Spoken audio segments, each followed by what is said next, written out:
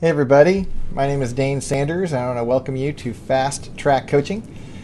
This is episode 170 something. We're up in the high 170s now. We've been doing this for almost 3 full years, and I'm embarrassed to not have had my guest on that I have on today before now, and I'll say more about him in just a second. But for those of you who are unfamiliar with this conversation, it really is just that. It's just a couple of people having a conversation, you get to listen in, and hopefully beyond just listening in like a spectator, when it broadcasts live, if you happen to catch it then and not on the replay, the hope is that you would jump into the chat, which is right below the player, and sign into Justin TV and engage the conversation, or whatever format it is for the chat that's there. But the point is for engagement and not too much engagement. We want you to be in and out in about 30, 40 minutes and get back to work, because we all have a lot of work to do. And the point of this isn't to be a distraction. It's not to answer all of the world's problems. It's to give you a couple little things, maybe 1, 2, or 3 things that you might walk away with and move your creativity and your business forward just a little bit this week. And drip, drip, drip, who knows where it could be a year or 2 years from now. So without further ado, I want to introduce my guest, David E. Jackson. Welcome to Fast Track Coaching. What's up, Dane? Thanks for having me. Yeah, it's my pleasure, man. You are one of probably 3 or 4 different guests who was nominated by popular demand, and there's so much, as you and I both know, there's so much great talent out there. I'm always embarrassed whenever I bring a guest on, having been on for this long for the first time, and having had the chance to get to know you a little bit offline and see some of your work and see some of your process and your journey up until now. I'm thrilled, actually, to have you. I think it's going to be really constructive for a lot of people. But if you're at home and people want to kind of track or check out your stuff as we're talking, where's the best stuff to look at? Because you have a lot of web presence. Yeah, probably my online portfolio is davidejackson.com. Okay. And we're kind of at a place where we're updating that like once every month and a half. Got it. So David E as an excellent Jackson. Excellent. Yeah. Awesome. Okay, so .com, that's our home. So awesome. So if you're at home, go check that out as we're chatting. But why don't, to get folks a little oriented, and by the way, big shout out to Seishu for especially advocating on your behalf to get you here. He's a great guy, and yeah, he's awesome. He's been a good friend for a while now, and just a great guy. Yeah, I totally agree. Well, anyways, so enough about him. What got you to the seat you're in right now? Because it's a really cool journey. I want to have other people hear about it. Yeah, I actually started out as a cop, as a police officer. I was in law enforcement for the better part of 14 years, and I sort of happened, came across photography while I was a cop, and that all started as I was shooting bands. I was just going out to live shows. And obviously, I'm going to jump right in because it's too easy of a cliche. Okay, so you're a cop and you're shooting bands. That's perfect. Right. Yeah. No. So you got to picture David E. Jackson with a gun in hand, right. Sideways. Right. Did you have the same look that you have now? Because you would scare the crap out of me if you were a cop. Not at all. Yeah. So I was working for an online music magazine. I was shooting bands, and I was really bad at photography. I basically had a point and shoot camera. And I was more interested in meeting the bands, doing interviews, and I kind of realized, like, whoa, I really suck. So I think I need to explore the photography end of things. Coming from my law enforcement career, my previous life, if you will, I was just kind of at a place where the job wasn't for me anymore. It was turning me into, somebody I didn't want to be.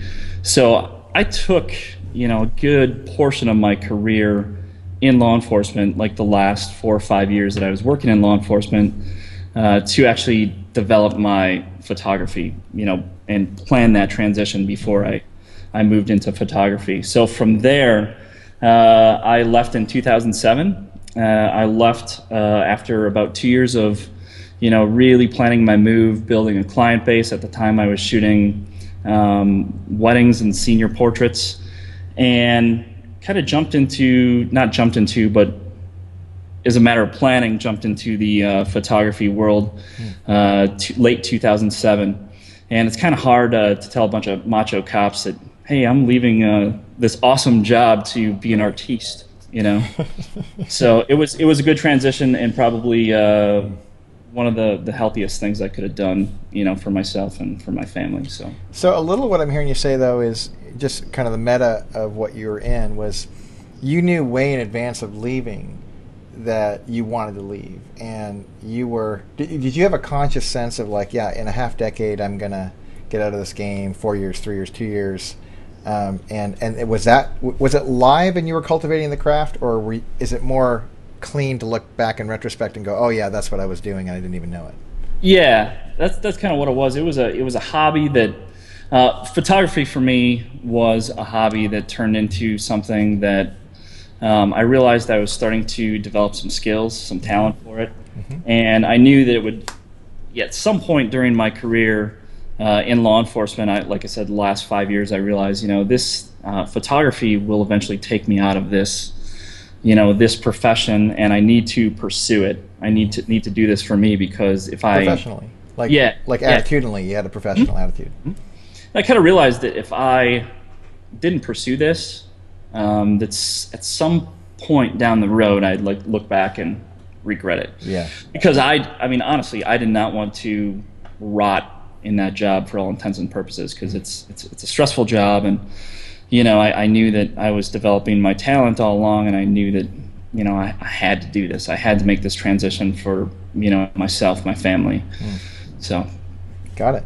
Well, yeah. It's funny. So at some point in that journey, the words you used were "I sucked," and what I love actually is you're, you know, it's not like it's false humility. You're candid about, you know, you get skills now. People are affirming you for a bunch of things, and I am with them. At what point did you transition from this kind of self-chatter around not being where you wished you were to the point of feeling, no, there's something here, like getting out of the internal dialogue around I'm not very good to the conversation with yourself of like, no, there's momentum and I'm heading in the right direction? You know, it's a cross between developing my skill, if you will, my talent, without sounding, you know, self-centered or anything. But aside from the law enforcement career just draining on me, I realized that I had developed my talents long enough that I really started to learn the craft of photography, that I knew that I could pursue, you know, jumping into the full-time photography world. And it took a while, and I think that whole process was the very early formation of me finding my voice in photography, and you know, just beginning to sort of develop, you know, my vision, if you will. And you know, it's that whole process was awkward. I mean, it's still awkward to this very day. But I knew that, like, I had this thing, I was starting to get it, and I knew that, you know, I had to make the right decisions to move forward, and I just couldn't. I took my time with it, because I knew that I just couldn't, like, you know, hey, I'm just going to jump into this. Would you say that it's, and I definitely don't want to put words in your mouth in any stretch, but I'm really curious about it. Did you, and when you look back on it, do you think you were ready to kind of be amongst the pro ranks before you called yourself ready? That's a tough one. I think that for somebody on the outside looking in, they could say, yeah, I mean, your work's great, you know, you have this relationship with people, but, like, you know, I always internalize that, and I always say no. I mean, to this day, I mean, to be honest with you, I always feel like, you know, I'm not ready, but at some point I think you just have to, you know, once you know that you've developed that skill, that raw talent, the craft of photography, I think that you have to just get to a place of self-confidence where you can, like, you know, make that move and develop that end of it. Sure. You know? And some of the reason why I'm asking, some of it's, you know, for my own just curiosity, but I'm also trying to think for the folks who are at home watching this, whether it's on replay or live, and they might even be asking stuff about this in the chat room. How, if you're coaching somebody else, or, you know, giving support, or you're just a buddy who's helping somebody else who's making a move here, what are you looking for when you can say that you are ready? Like, because I know I get in conversations, I know you do all the time with photographers who it's not that their skill isn't there; it's their confidence isn't there, or their confidence is there and their skill isn't there, or something, some mix. What are you looking for when you say no? You're fine. Just keep doing good work. Like you're going in the right direction. Right. I think part of that is, once you can get to a place, and I'm going to kind of talk technically here for a second. Sure. Go ahead. You can use a camera as a means to the end, in the sense that, you know what you're doing well enough that you can begin to, look through the camera and, know what you're after, know what you're trying to say. And, just being able to move on from that self, that almost, like you're looking back at yourself and you're always second guessing yourself. Once you can start to build that confidence, once you get that little bit of confidence, I think that you need to sort of seize that and use that and just start developing that. It's just that's a tricky question. It's tough to tell somebody else, you're ready to do this, but I think you have to find that internally and really kind of know it in your heart. Yeah, that makes a lot of sense to me. And honestly, I know for myself, when I'm looking for affirmation from people outside of myself, it's never really gratifying anyways. It's really, when am I going to decide and actually believe it and have proof to show for it? So that makes a ton of sense. Right. I go through that all the time. Me too, man. Me too. I look at, I'm looking at some of the people, right now we're, I say we, my business is myself, Trevor, my production manager, and my wife. I look at where we want to head in the commercial advertising market, and I'm looking at everybody else that's out there doing awesome work and just schooling me.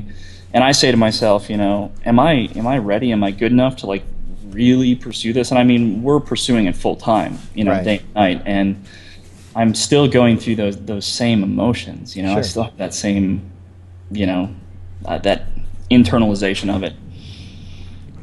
It's I wasn't going to ask this question, but you inspired me just now, and I want to come back to another thing. I had a acquaintance of mine, a friend of mine, suggest that photographers, and he's not a photographer, but he's stared at the photography industry and has been around the photography industry for a long time. And he made the observation that he thought photographers should view themselves as performance artists. And there's a whole bunch of stuff loaded in with that. But it struck with me. I thought of musicians themselves, or of comedians, stand-ups, or people who are performing for a living. And a lot of what you're describing as you're talking, it sounds a lot like somebody like an actor, who they may view themselves, they may be able to get a commercial or a sitcom or whatever, but they're not going to win an Oscar. And what I'm hearing you say is can I live at that level?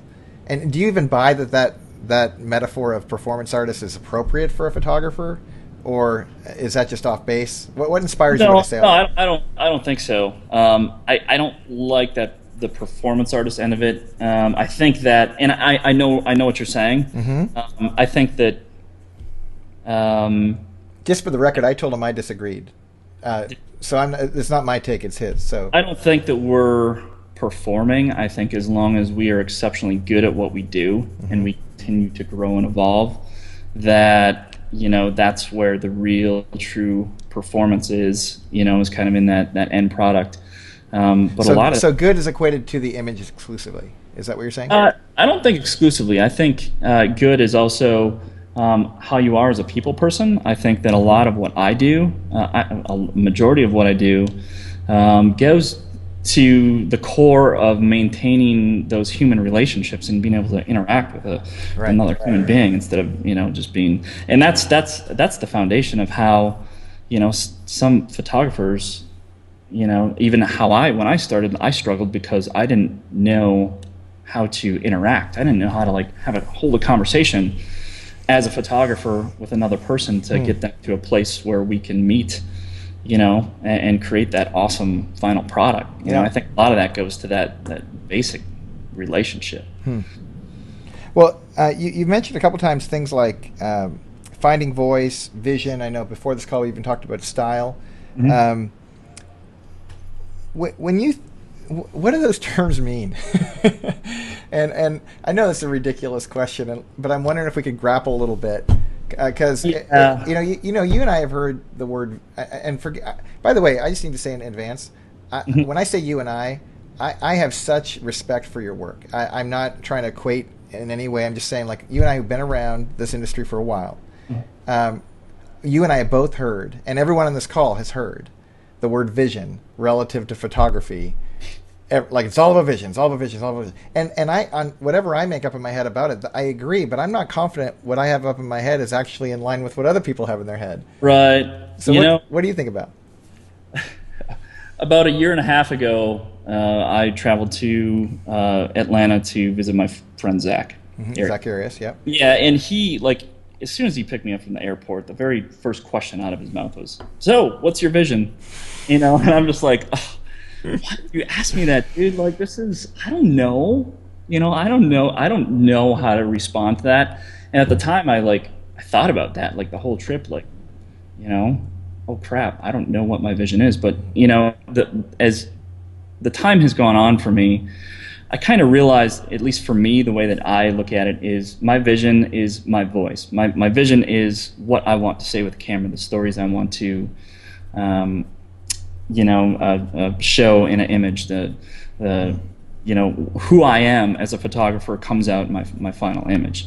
And I think that is your voice, your style, and it's something that I know I still struggle with. I mean, that's a constantly evolving process, but I think it takes time to really, like, stand up and say, this is who I am as a photographer. And I have so many people who have come to me even and said, well, I don't know if I have my voice, my vision, my style. Yeah.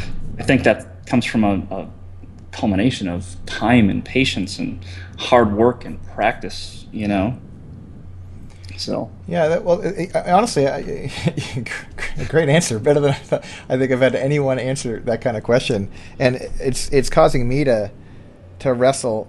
When you said vision is my voice, stories I want to tell through imagery, who I am comes out in the final image, and when I hear all those things, I'm like, okay. Oh, and then you said who I am as a photographer. Is there a difference between who you are as a photographer and who you are as a person?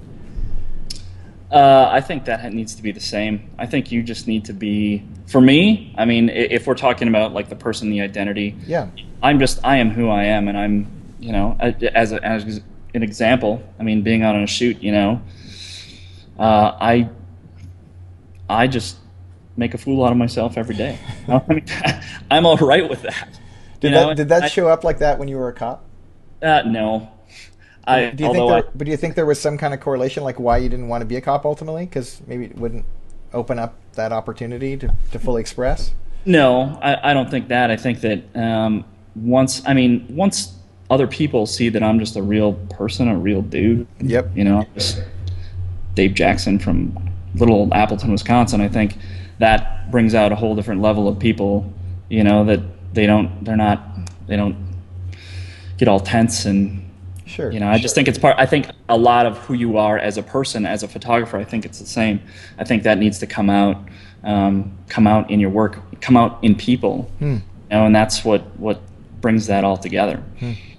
So, well, let's talk for a little bit about, and this is kind of the theme, is kind of a reality check around style, and specifically finding a style. I've had a number of guests on where we've tried to dance with this conversation around how do you get a body of work that represents who you are, and how do you develop a style that's distinct, and how do you find you in your work, and the assumption in all my questions, I'm going to declare it up front, is that everyone is a moving, growing target where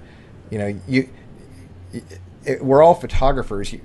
I just might not be a very good photographer, but I'm in process and I'm going after my craft, regardless of where I see myself.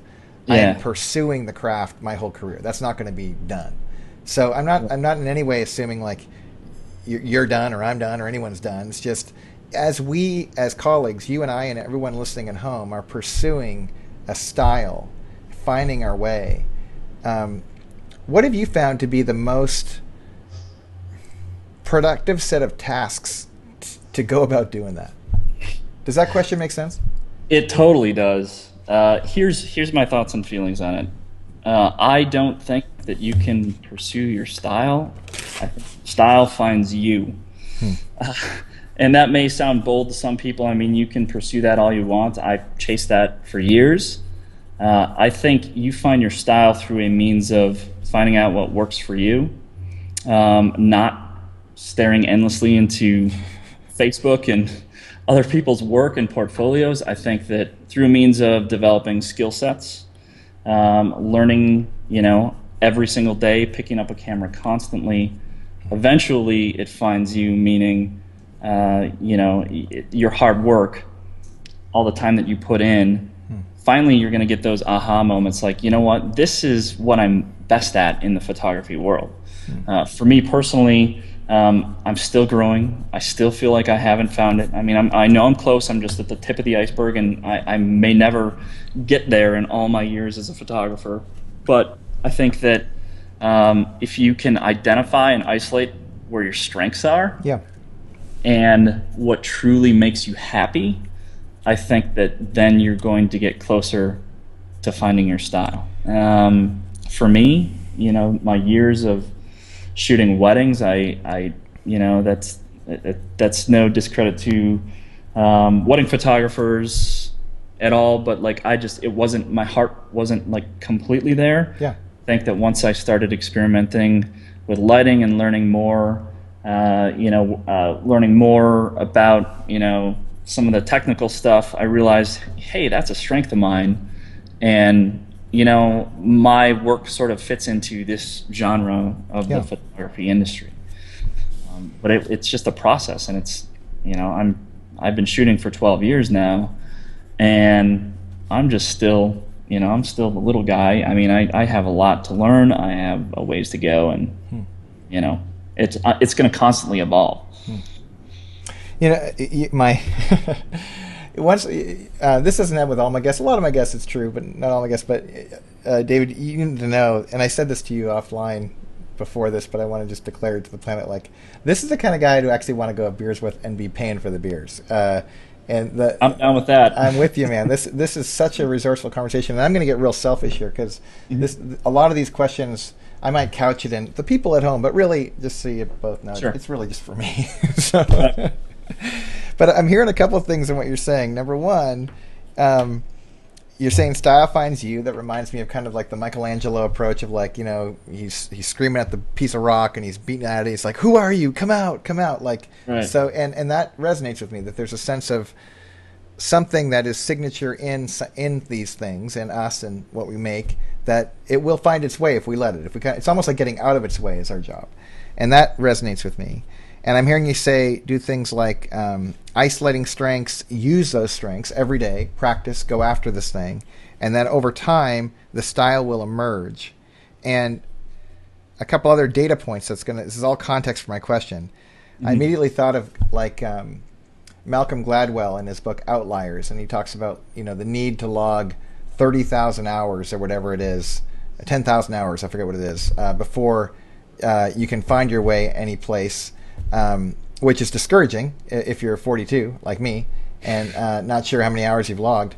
But at the same time, and the other data point is, I'm the joker who wrote a book called Fast Track Photographer that gives the impression that you can do this quicker than 10,000 hours. Then, like, that's what guys like Malcolm Gladwell would say across every creative discipline, from sport to art to whatever to computer science.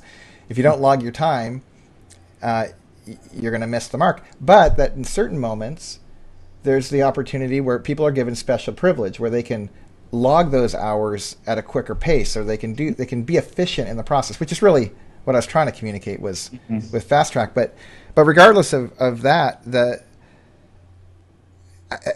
if someone's at home or I'm right here and I want to log my time, and let's say I'm in a day job, or let's say I'm in a set of commitments or circumstances where it just seems like, gosh, what is the point? In fact, I read, I should never do this, but I Googled my name and I saw somebody critique me in 2010 And the quote was, and I'm not kidding you, dude, I got depressed.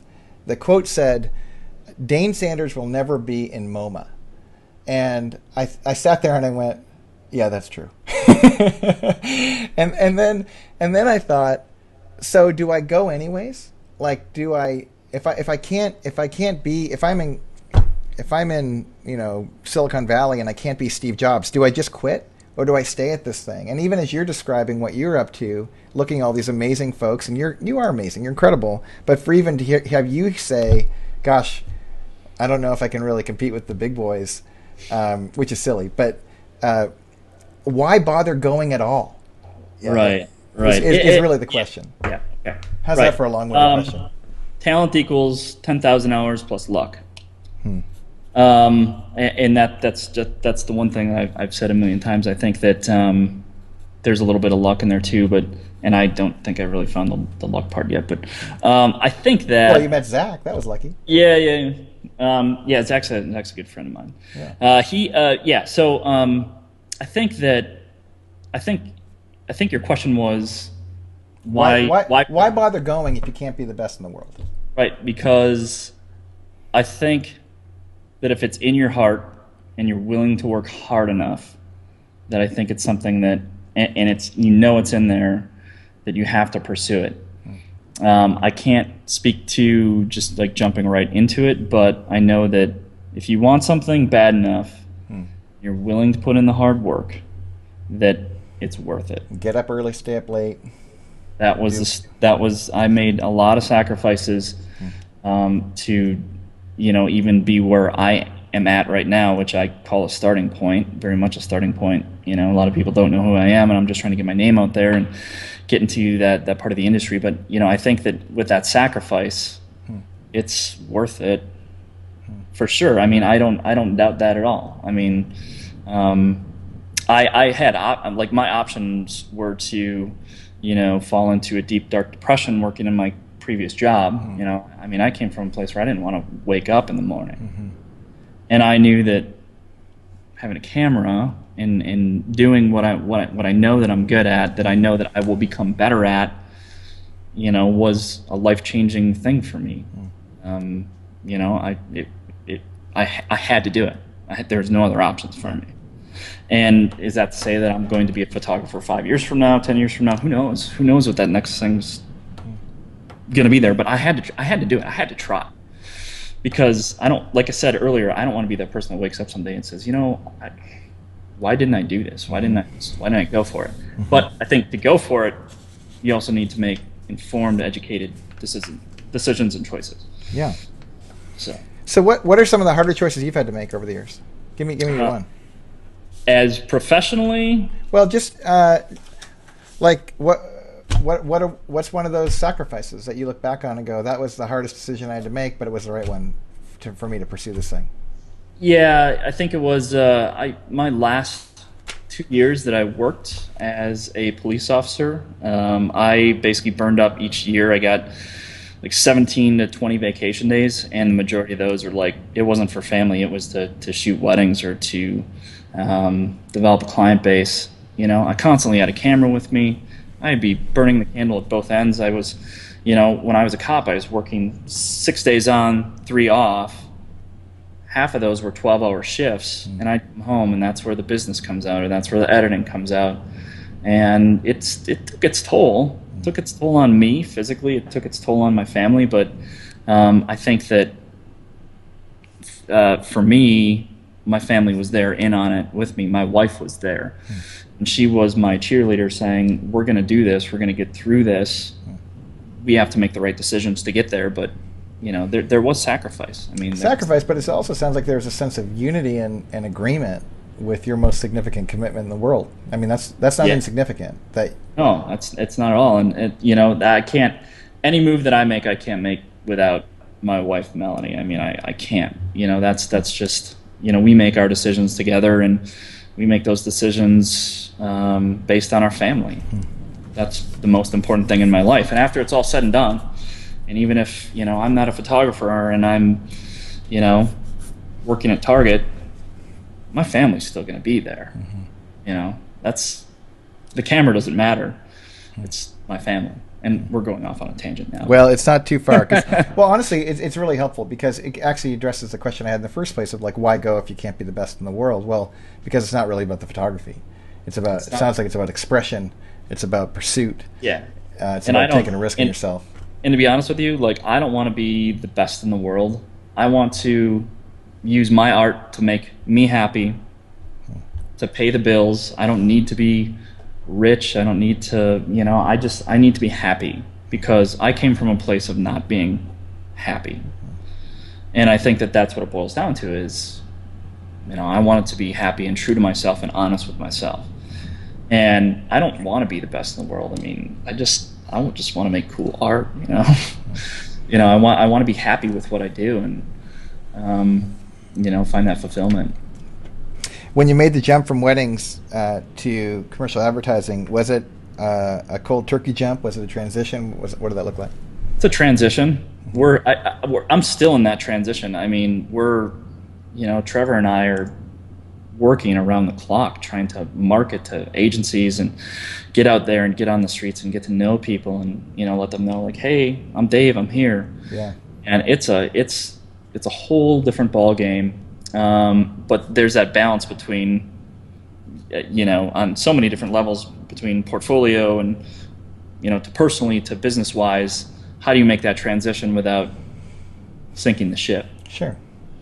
But we're still in that transition, and I think it's just you got to hold double duty. And part of that was like, I had to outsource a lot of stuff to Trevor.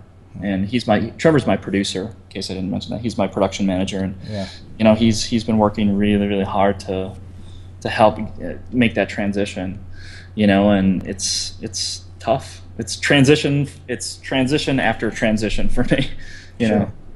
How long would you say it took to build a portfolio or body of work that you felt good enough to present to an art director? Well, we I want to say February of 2011 is when we just like pulled all the stuff I've been shooting and we're like, you know what, let's just let's just throw this stuff into a portfolio online and let's just go for it. And then we realized during that process that I need to get out and I need to be shooting as much as I can, mainly personal work. You could see where the gaps were. Yeah, I'm huge on personal work. Trying to identify where I need to go with my personal work based on what market I want to eventually work in, and just shooting the stuff that I'm excited about. And that's what we've been doing between a lot of the current commission work that we're doing and all that personal work. And we're constantly, and I'm talking like on a monthly basis, we're changing the landscape of our portfolio, and we're constantly building new body of work and evolving. I mean, that just never stops. I mean, if we have like 2 weeks, 3 weeks, whatever, where we don't have a lot of paid client work come in, we're just not like sitting around, cracking beers, feet up on the coffee table. We're out there, we're shooting, and I don't care if it's just ridiculous stuff or if some of the stuff we shoot just doesn't work out, but we're out there shooting and making it happen, Well, it's funny. The week after this broadcast, we actually have Amanda Sosa Stone coming on, and I don't know do you know Amanda? Yep. And I'm personally real familiar with her stuff, and I just had we met through John Keatley, who's been on the show, and she and I were talking offline to get to know each other a little bit, and she basically did a consult with me in my own business, and it was really resourceful. But I think it's funny. I think the conversation that's going to be playing next week will be really rich, and welcome you to join in the chat while we get in there, because I think it'll be great. But if you were jumping in now, what do you think are the most important skill sets technically for people to be getting their head around? I guess it might be genre specific to ask that question, but just for yourself, what do you think are the most important skills that you're carrying around? I mean, talking technically, I think that you, like, as a photographer, aside from just like knowing your camera inside and out, I think you need to. So, assuming that's a baseline, assuming like fundamentally you understand how everything works. Yep. Then what?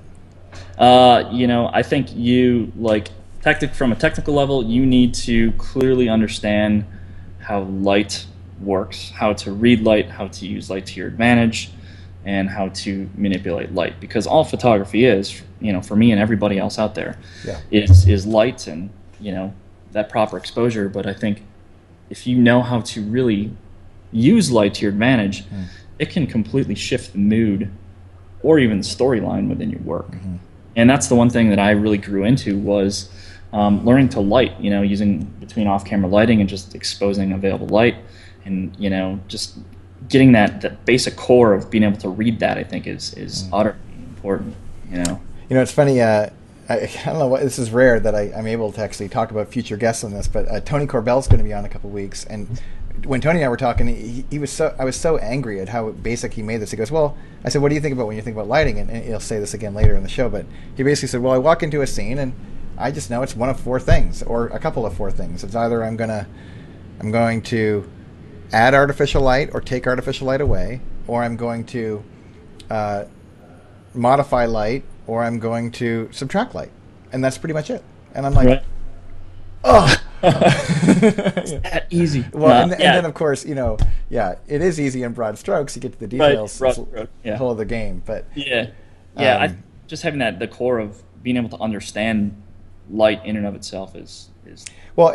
So that makes sense for me relative to capture. But what about relative to post? Because I mean, you have pretty mad skills when it comes to post. And what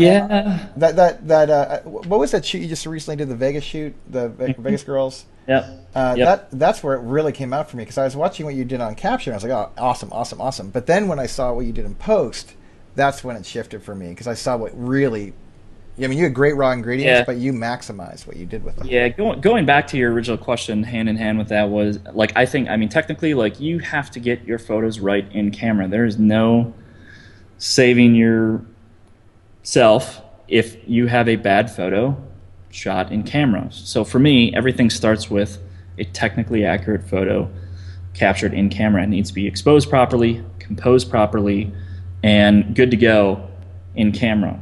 From there, my post-production, I'm only using my post-production not to fix mistakes by any means, but to sort of enhance or complete my vision without taking it to a totally different, extreme level.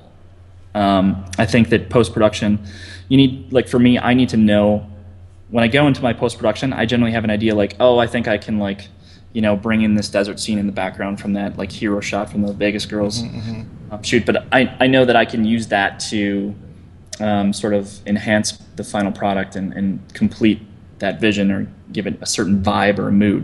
And I'm not going into post trying to fix my bad photography. No, and I hope I didn't come off as sounding like that. No. But what really struck me about that image, I'm thinking that there's a number of images from that shoot, but the one of the three with the car and the backlit and everything was perfect. And then you dropped some stuff into the back. But when you did that sun flare deal on top of that, and I saw it pop the way it popped, it was so nuanced, but it was incredible. It went from an 8 to an 11, instant. And I'm so glad that you gave us that part in the tutorial too, and not just although I wish I could micro slow down your Photoshop. That was 4 or 5 hours, in a minute. So. For a single image, right? Yeah, it completed what I wanted to tell, because these three girls walking in to this mechanic's office with Appleton, Wisconsin in the background is not very cool.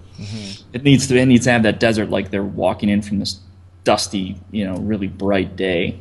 Here we are, our car broke down. They came in from outer space is what it looked like. I mean, it has to have that. It needs to have that vibe of what I'm trying to needs to complete that story. You can almost what I want, in the end with my work and in my photos, is I want the viewer to almost feel like they're there in that environment and they're experiencing those things, that those girls in the photo are, that sand blowing in the face, that heat, that warmth, Awesome.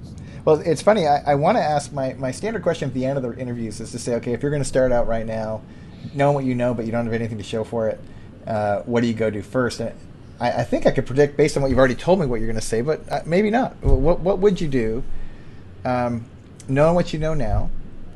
Especially, honestly, put yourself in the shoes of someone who's listening, who's and I'll even paint a picture for who they are. they're you when you were a cop. Yeah. And they got this dream in their gut, and they're willing to take a risk on themselves, and they want to do it responsibly. Mm-hmm. And they're coming to you for advice, and they say, look, I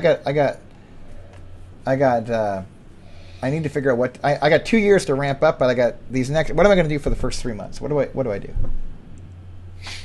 Well, I would probably. Well, first of all, I wouldn't change like anything as far as my journey goes, except maybe saying I would have worked harder. And I already feel like I put in so much time, and I eat, breathe, sleep photography. But I think that I may have.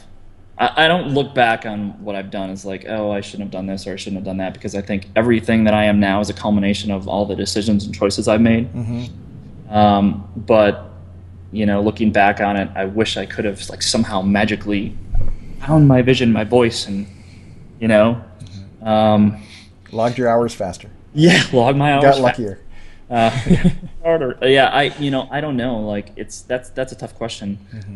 I mean, to be honest with you, Dane, I don't think I would change anything or any decision that I've made, knowing where I came from.